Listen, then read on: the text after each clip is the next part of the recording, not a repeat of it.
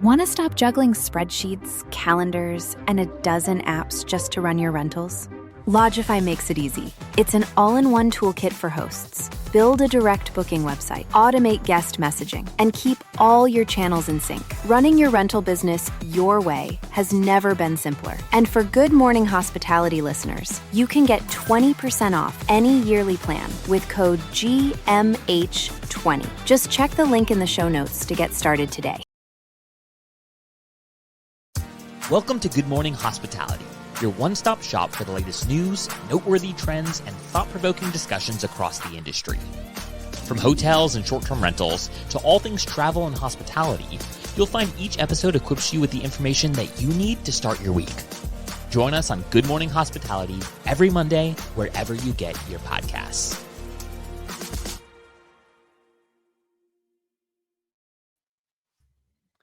Good morning. Good morning. Hospitality. Happy Monday. Best day of the week. How we doing? Got that early morning energy. Man, we're so Let's corny. go. Let's stop. Man. Let's stop now. Stop while we're ahead. I How don't know. was It's the just bachelorette party, Brandy? Oh my God. Well, I have literally just come back from it. Luckily, it was in Miami, so all I had to do was Uber home. But it a lot of fun, but I am tired. I need some of that early morning energy to last throughout the day, but it was good. Well, Will's got plenty of it. I know. Hey, I was just telling Brandy, after I got home from a long, long time spent in Florida, I feel great. I'm feeling rejuvenated. Been with my people, getting that Denver sun, laid in my own bed. So good. The own Then bed is Well, then it's like, then I'm gone Tuesday night. So to go to another conference. So shout out to everyone going to Skift this week. It's gonna be fun. It will be fun. That energy. Yeah. It's a good lineup. very different crowd that typically goes to Skift than Verma. for sure. And it can be a lot more fun of a crowd. So I'll just go and say it. Hey, that's what I'm excited for. The speaker lineup is good. Posted on LinkedIn about going to the event, and lots of good comments coming in of people, booking their tickets last minute because of the FOMO. So if you haven't booked your ticket to go to Skift's short-term rental summit, you should go meet up there. I think Parker Stanberry and I are going to put a little drink happy hour on. So we're going to have a lot of fun. Good time. For all of our live viewers, so obviously you guys should all come. And Nice. listeners. It's great. Well, one thing happened to me last week I want to touch on. I was looking at booking a place down in 30A, and perfect timing because we talked about cleaning fees last week or 2 weeks ago. And I ran into it in the wild. The cleaning fee was $1,500. It's so crazy. In a 6-bedroom house. $1,500. So I ran the math, and that equates to about a $400,000 per year salary. So I might change jobs. I might start a new business because this is absurd. So I will leave the company's name out of it. But $1,500 company, that's excessive. That's just, and we've talked before about how dynamic cleaning fees are like a highly desired thing, but really kind of logistically difficult at the moment. So there hasn't really a solution. And it's like, okay, maybe if you had rented the 6-bedroom house for a month or something, that might be slightly more justifiable, but that is an outrageous fee. I messaged the company. I'm using all my restraint from saying their name. Wait, can you clarify? Was this a company or a host? An individual? It was a professional management company. They had like 50 or 60 properties in the 30A region. So you know who you are if you're charging $1,500 for a cleaning fee. But I thought it was a typo. Like maybe they fat fingered a 1 in front of a $499 cleaning fee. So I messaged them and said, is this the accurate cleaning fee? And they said, yes. So, Chris, why not build it into the rate? So on Airbnb, you can either break it out or have it all in one. I choose the breakout mode so I can catch things like this, where a fee is extortionate. I'll say it. Well, also in that respect, when this is a big topic that we've talked about a lot, like and as an industry and also internally, when you build those fees into the rate, obviously your rate is higher. So then you're penalized for having a higher price than potentially those in your comp set. Yeah, I they wouldn't have get even pushed down clicked and- it because it would have been so far out of the price range. Mhm. So yeah, it's a Yeah, little they bait get- and switch, which is not cool. It's not a great guest experience. But at the same time, I'm flabbergasted by that. So Well, I told Brandy, try it. you guys. I'll try it. I'll let you know how it goes. If people are actually booking those, because that's absurd. Like that's pure margin for you, isn't it? Yeah, Well- come stay in our 1 bedroom and pay a $1,000 Yeah. cleaning fee. Well, I, like in our group chat, I sent you guys this castle that I used to manage back in the day. And castle, quote unquote, 22,000 square feet, and we had a cleaning fee of $1,500. And that was like, we had obviously longer stays, so it was like no one stayed for 2 nights at our castle. It just didn't make any sense financially, but even that was like fair market rate because it could be split across 22 people that are staying versus this home is probably what made for a 1 family, maybe 6-bedroom house. Yeah. So 12 people. Yeah. But Very different. it's Very not a different. ranch either. Yeah. Not a ranch. So yeah, moving on. That grinded my gears this week. But if you're out there and charging over $1,000 cleaning fee, I actually talked to my buddy Jimmy Rep. Shout out Jimmy.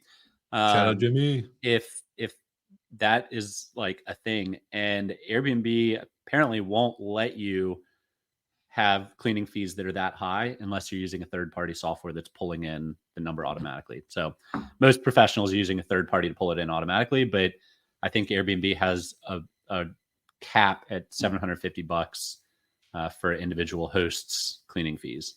Well, I would say, I mean, to the point of like, if it really is an exceptionally large home or whatever, and like that is the cost, then okay. But I think it has to, match the rate, match the property. And the guest type, like again, going back to that castle, it was all big parties, multiple families. This is not like and the nightly rate wasn't like $150. It's $900 a night plus moving into high season or low season. So I think when you go for what Michael was trying to book, get $175 a night, and then all of a sudden, boom, $1,500 fee. You're like, dang, like that escalated quick. Yeah, doubled the price. I sent it to my buddy that was going to be staying with me, and I was like, "Oh man, this one's a great location, fairly priced." And he was the one that kind of like, "Oh, why is it $7,000?" It's like, "Oh, okay." Yeah, that escalated quickly. Yeah. Yeah. Well, this goes perfect into today's theme because we're going to talk about and break out some of the stuff that makes professional managers and individual hosts pretty unique, but also going into each platform, why maybe some bigger operators get less good reviews, but yet hosts then get penalized for not being standard across the board, and consistent kind of execution. So before we get into that, though, how Michael got hit with a big cleaning fee, $1,500 a night, or not a night, for this day, for this like house that shouldn't deserve a $1,500 cleaning fee. Well, guess what? Your guests are getting savvy and they're picking up on things like hidden fees and all the extra junk that comes into either not booking with a property manager or booking with a host. And one of those things is an empty pantry, not enough garbage bags, not enough other amenities such as like shampoo, etc., coffee, the biggest one, leaving them with 1 coffee pod, and it's most likely decaf. Those are no longer the days. We aren't about that life over here on Good Morning. No, decaf coffee especially. Especially. Who drinks that? Especially. Yeah. Who's doing that? You guys are crazy.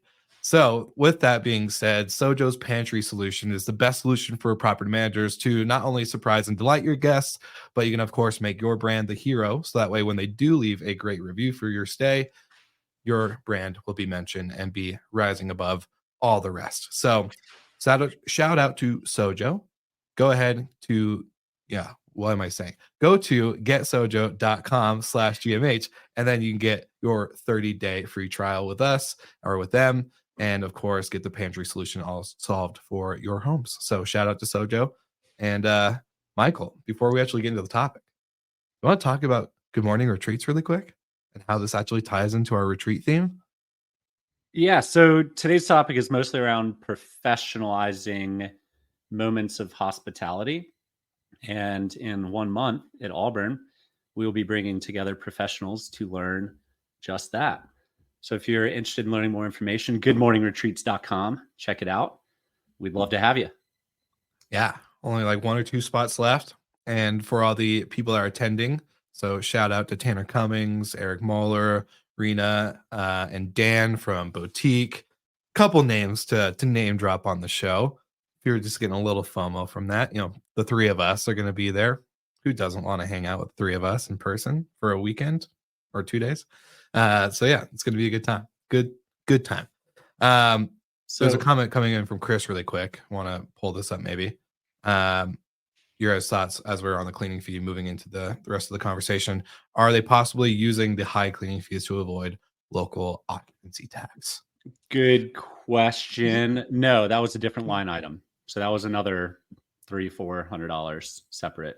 So yeah, the rates, I think there were 4 or 5 items of fees. So the Airbnb had their guest booking fee, there was the local occupancy tax, there was the cleaning fee, and then of course the rate. So line by line, Chris, line by line, the consumer gets feed to death, and it's not a fun position to be in.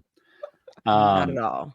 But on today's topic, there's a comment the CFO of Airbnb said that there's a presumption that professional hosts provide better quality than individual hosts. And that's not entirely proven out by their data. And anecdotally speaking, a professional host should offer quality consistency. They should be kind of the Marriott of short-term rentals. You know what you're expecting from a professional host. A clean house, good communications, fair pricing, whatever. When I rented out my primary house for football games in Auburn, I did it a few times a year. Our yard had blueberries and figs and peaches and all these sorts of things. We would leave guests a jar of jam from that season, like whatever was in season right then. We would have fresh flowers. We would have some football themed stuff. And then we'd have a 6-pack of beer, a bottle of wine. There's no professional management company that can do that regularly, consistently. Now, there are tools out there like Sojo's VIP box that allow you to kind of elevate your game there and make it a little bit easier. But in general, a single host that cares is going to be doing better than a professional host that's doing a good job. Mm-hmm. But on the flip side, you have the single hosts that don't care are going to be doing a way worse job than professional hosts doing their job, doing a good job. So that's really the basis of today's discussion. And since you have a great perspective, Brandy, on managing hundreds of properties, what's your take on that? Yeah, I agree. Like there's the reality of operating a large business. And so, yeah, not every guest is going to get a super personalized touch. You might not be having that back and forth with the guest as much. There's some hosts that really love to basically get to know their guests before they come or are checking in with them a lot during the stay. Like we have obviously a customer service team. You can talk to them as much as you need, but that it's not like I know that some hosts try to build real relationships sometimes with their guests, and that's not happening in a bigger business. And if we know that someone's coming in for an anniversary or a 21st birthday or whatever it is, sometimes we can do a little activation, but it's probably not, it's not figs coming from our Romy garden, Mm-hmm. So, and I also think for the properties, you can have these really exceptional stays where it's someone's home that they've really put a lot of care into maintaining, and it might have some unique features because it's their home. And when you're a professional operator, if you're going for consistency and standardization, obviously that kind of cuts out the creativity and uniqueness that you would have host to host. It would be a true nightmare if literally every single unit in a 77 building was different. So you lose that out. But again, to Michael's point, it's like you're getting usually consistency across the board. And I think where it goes into the review aspect, it's just kind of common knowledge that I think that the bigger you get, the worse your review score is, because there isn't that level of high touch. Now, that's not what you should be aiming for, but it's also just, let's say you do book by type and you have 30 units feeding into one unit, you're going to get some people aren't going to have a good stay. And so even if you have all 5 stars, you could have 2, 3 stars or a 1 star, and that kind of starts dragging you down a bit. Yeah. And I think, if a maintenance issue went on in my house and it's like a Sunday, sorry guys, like I'm not a handyman and the plumbers will be out there on Monday, right? Whatever it is. But a professional management company, especially of Romy's size, has those people on staff and they can send them out that day, that hour. So it is a trade-off, right? It's a bit of a risk from the booker going with an individual host. It could be a way better experience or a way worse experience. If you just want a good, consistent, what you're getting, the Marriott of vacation rentals, you go with a professional host, especially one that has good reviews. To Brandy's point, and Jamie Lane from AirDNA shared some great information with us. But professional hosts typically do have a lower review score than individual hosts. Go next one, Will. There we go. There we go. Yeah. So the bigger you are, the worse or the fewer, it's the lower review scores you have. And part of that's because what Brandy said, you can have the same unit type if you're urban multifamily, and then all of those reviews go towards the same property or same listing. But overall, you've got a lot more bites at the apple than an individual host. And exactly. I think people also probably retaliate a little bit more towards professionals than they do someone that met them at the door and handed them the keys. And that's a big difference. We used to do that ourselves. My wife and I, we would meet everyone because there was data out that showed if you meet your guests beforehand, the chance of property damage is near zero. If they can humanize and realize like this is your house and you care about it. Whereas the flip side, if you've never met the people or never talked with them, then you care a little bit less. And quick disclaimer for all of our listeners, if you are not watching on YouTube or on LinkedIn or on Twitter, we are putting graphs on the screen. You can see the data provided by Jamie Lane from AirDNA, just for those visual people out there. We'll try to post them on our pages as well. But we'll describe them a little bit more. You want to bring up a different slide? Yeah, what one are we aiming for? I think let's do the available listings in the US, because this is the one that so here you can see that only 27% are 21 units plus, basically indicating a professional manager, which also could be the 6 to 20 if you're a little bit on the smaller side. But what I think is more interesting, and we don't have this data, is the revenue for all of those listings, because you can have a ton of listings out there, but are you like and I think that's what Airbnb is touting, is that like, hey, this 70% of our listings are individual hosts, and it's like, okay, well, are they also 70% of the revenue? Because I think that there is the professional managers have more tools and more kind of like ability to not manipulate, but use the systems to get more bookings. In Airbnb's S1, and it's been several years now, so this will be directional, but they had something like 7 million listings. And in their S1, they acknowledged that about 1 million of them, finger to the wind, hadn't taken a reservation in the past 2 years. Or maybe 2 million hadn't taken a reservation in the past 2 years. 1 million hadn't taken a reservation in the past 12 months. And then below that, like another 1 million had only taken 1 to 5 reservations in a year. And so, that 7 million mark gets down to 3 million really quickly. Mhm. And it's the professionals that are taking the majority of the bookings just because they're full-time rentals. They're not someone's primary residence, or even a second home where they summer in all year and take away half of the calendar, right? Yeah. So there is a big difference between the professional side and the individual hosts, even in Airbnb's own public S1 declarations. Yeah, and I mean, Airbnb has always been really forthright about the fact that they really love the hosts. I mean, it kind of feeds into Brian's whole vision of the company and the ethos around why it was started and what it could do for the global community and all of that stuff. But then I think conversely, you have, what Booking and Expedia are all looking at. Like, if you can onboard one manager and that brings on 100 listings, 1,000 listings, then that is a much quicker way to boost your inventory. And I would say that Airbnb has done such a great job of creating this ecosystem for the small hosts, which the other platforms don't do. But on the flip side of that, those small hosts are also losing out on revenue that they could be making from another channel. Yeah.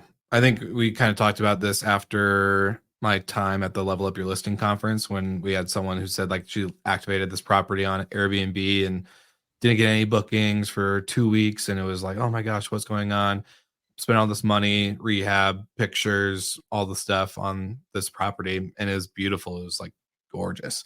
And I told her, I was like, have you thought about just going on Vrbo or another site? And she was like, no, I wanted to do that. And told her to go on Vrbo and see, because I feel like this house is made for more of like a family traveler rather than just like a individual or whatever, and just would do well on Vrbo. Puts it on Vrbo, 24, 36 hours later, immediately getting bookings and like at the rates and doing really well. So I think, it also comes down to, you have to, like, I want your guys' opinion for the host side. I think maybe they're going to start opening up that Airbnb is a great platform to get started, but it may not be the exact platform every property that you have under management needs to be on. So I'm curious, from your guys' perspective, do you think we'll see individual hosts start waking up to, diversification and distribution channels potentially outside of just Airbnb, or do you think a lot of people are really just sucked on that Airbnb wave?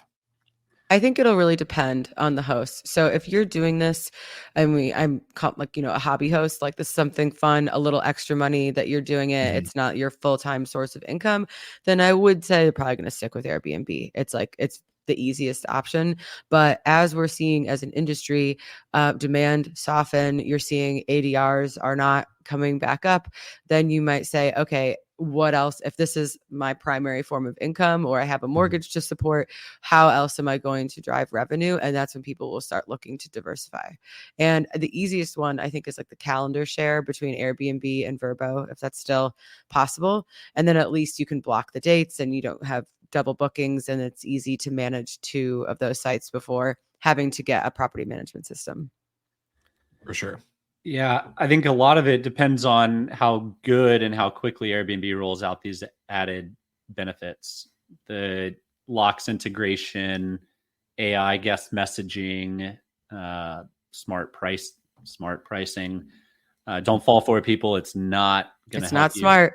It It's is helpful worse. for Airbnb. It is not for your bottom line. It will increase heads and beds, but it will not increase profit margin. So Not at all. your choice. More work for less money, or less work for more money. Anyway, Their smart pricing is made for them, not for you. I digress. We all digress. But do you mind bringing up the percent of Airbnb reviews by host count graph? So another great stat by AirDNA. First of all, one thing that's really interesting is the amount of reviews is decreasing by 5 to 10% across the board, which is interesting. People are kind of tired of reviews, like they're tired of tipping. But the chart basically shows that one single unit hosts get a good chunk of reviews, something like 25 to 30% of reviews by host unit count. 2 to 5 get the most, which I think this cohort is probably the cohort that's trying to make this their full-time source of income. And and then it drops off a cliff for 6 to 20 units and 21 plus units. And part of that, I think we mentioned it earlier, individuals that have built relationships with their guests or their hosts are more likely to leave a review. They want to help them out. They also might be more persistent to get a review. But professionals, it's on autopilot, and that person's either going to do it or they're not. And there is a bit of the review fatigue, like there is the tip fatigue. So I wouldn't be surprised if we see the number of reviews continue to come down. Now, that said, when Airbnb becomes a social media company, we all think this is going to happen. At least Will and I definitely do. Brandy, no, I don't know. Brandy's on the hype train. I think it's my own personal fatigue with everyone trying to do everything. I, like, out of spite, did not complete my Airbnb profile with all the extra things they asked. Fair enough. But if you look at the engagement that those 1 to 5 unit hosts get, that's what Chesky sees, and that's what Chesky likes. Engagement on the platform. And everything else is finger to the wind, about half the number of reviews that 1 to 5 cohort gets from 6+. So they, again, Will said it earlier, Airbnb's never been shy. Maybe Brandy said it. Airbnb's never been shy about saying they favor the single hosts to professional managers, period. You're fooling yourself if you think otherwise. Yeah. And I kind of want to make a comment and maybe even pose a question at the end, but, at VRMA Executive Summit, I had the opportunity to sit down with some of our favorites from listeners of the show to friends in the industry, like Robin Cragen, who, by the way, I found out Robin Cragen told Megan Moylan that he stopped listening to Slick Talk and he only likes to listen to GMH now out of all my podcasts. And he obviously listens to Workflows and Espresso and a few others. But I was like, what the hell? He totally left me in the dust. Your children are fighting. Yeah, he was like legit. He's like, yeah, I listen to the one with Will and Brandy and Michael now. That's my show. And I was like, dude, can't believe it. Can't believe you switched People sides. like to stay up to date with the news. So like and subscribe. Leave a comment. But anyways, I digress from that. But he was talking we were talking about a lot of stuff from professional standpoint, right? And I did ask Robin a couple questions around certain things when it comes to professionalism and standardizations and certain things. And, obviously Robin's inventory and properties are very different from a lot of our listeners. They're high end, million plus, $3, $5, $10 million homes, very luxurious. There's a lot of service that goes into it. And Robin and the team are super obsessed about unreasonable hospitality and other things that go into the execution of hospitality in itself. And I do know that some operators in our industry, there's a point of like, okay, we're just about getting to a certain number, because then once we get to a number, we're going to start stabilizing the properties and the revenue and trying to get to that. But then you have like the Robin Cragens of the industry that are all about like scale slowly. It's 25 years in the making, and they're but they're at 210-ish homes, 200 plus around after their latest acquisition. But it's still like a very interesting way to, when you look at the reviews, it's interesting to see that even the bigger property managers are, lacking that review score. I would love to know, do you guys think that this is a big opportunity for the bigger PMs, the executives that were, VRMA Executive Summit that have hundreds of homes, if not, 1,000? Do you think that they can step up into this area and actually, out compete with the individual hosts on those reviews? Do you think that's ever a point of kind of like tipping the needle? I don't really know, to be honest. I think to Michael's point, there is a lot of fatigue with reviews. Like every single thing that you do now, you're asked to review it, basically. And because we've created a system where you live and die on these reviews. Now, when we're in those slides, like when you see those drop-offs, like the bottom of the graph is a 4.4. So it's not like, that the quality is slipping so much that these professional hosts are in like the 3s and 2s. And are you talking about this slide, Brandy?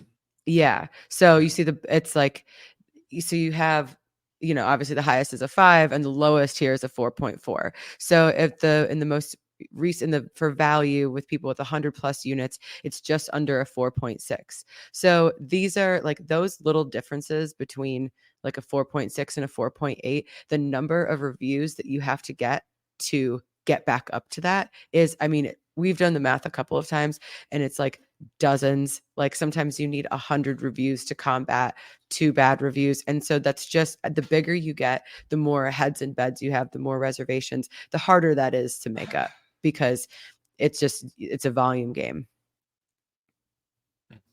Whereas if you have 5 reservations in a year, you know, and they're all 5 stars, that's a different story.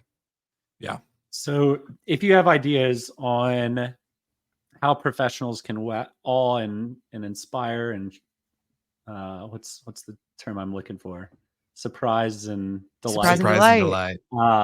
Then join us at the Auburn Hospitality Retreat. Last plug. Last plug. You'll see our good partners Sojo there, as long as Well and Good and a couple other amazing operators out there. So shout out to everybody attending. We're super pumped, by the way. I have a lot of details to send you guys away. Like when Staples wants me to review the box of copy paper I buy every week. Yep. Yes, exactly. Chris. Exactly, Chris. Exactly. Or anytime you. How's it different from this last week? That's hilarious. No, so it's a good point. But yes, I think this is a big opportunity to talk about moving forward in the industry. I know there's a lot of other topics in the industry from other conferences. I know, certain things that have kind of come up from the VRMA Executive Summit to now going into Skift. I think we're going to have a lot more grounded discussion around ops and growth and profit and execution of hospitality. So it's going to be a really good time for all of our listeners. You guys know exactly what to do. That's like, subscribe, go to the website, goodmorninghospitality.com, find all your favorite content there. Not only do we have our Monday edition, we have our amazing European crew every Tuesday, 8 a.m. Central. And then, of course, our hotel crew who just crushes it every week and is traveling all over the world. Shout out to Sarah and Steve, and also happy birthday to Steve on Sunday. It was yesterday, June 2nd, and Sarah's birthday. Shout out to Sarah. Her birthday is on the 9th. So we got 2 GMH people back to back with birthdays. Just a quick little fun fact of the day. So happy birthday. Happy early birthday. Yeah. Awesome. Well, you guys have anything exciting for your week before we hit the outro? Anything you want to give everyone a little shout out, sneak a peek? No? Just grinding? Just building? Grinding. That's going to be Brandy's next shirt. Just grinding. Love it. Just grinding. Awesome. All right, everybody. We'll see you again next week. And of course, like always, thank you guys for tuning in.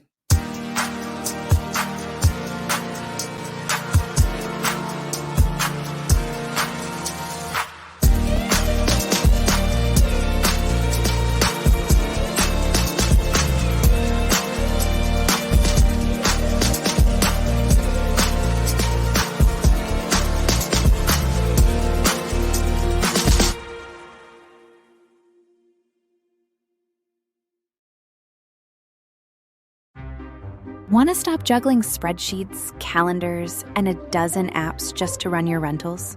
Lodgify makes it easy. It's an all-in-one toolkit for hosts. Build a direct booking website, automate guest messaging, and keep all your channels in sync. Running your rental business your way has never been simpler. And for Good Morning Hospitality listeners, you can get 20% off any yearly plan with code GMH20. Just check the link in the show notes to get started today.